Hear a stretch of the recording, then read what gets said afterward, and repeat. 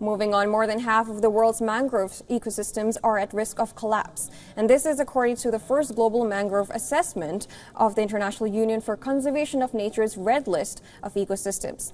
The IUCN has for the first time taken stock of the world's mangroves, evaluating 36 different regions.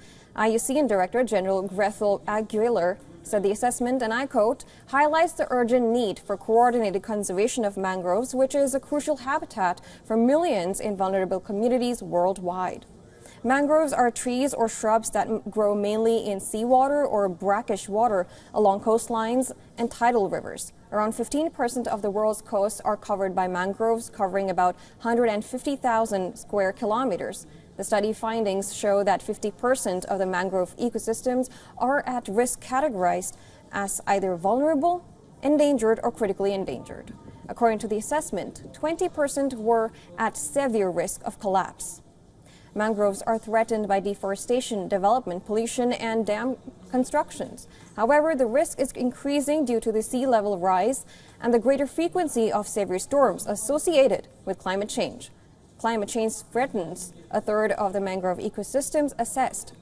The Northwest Atlantic Ocean, the Northern Indian Ocean, the Red Sea, the South China Sea, and the Gulf of Aden coasts are expected to be particularly severely affected. According to estimates, at the current rate, a quarter of the global area of mangroves is expected to be submerged in the next 5 years.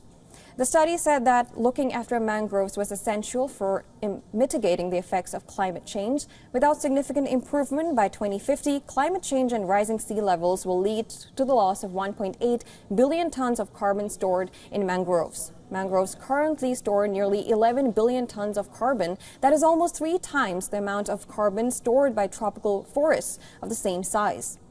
Maintaining good sediment circulation and allowing mangroves to expand inland will help them cope with sea level rise. The study also calls for restoration of mangroves which have already disappeared.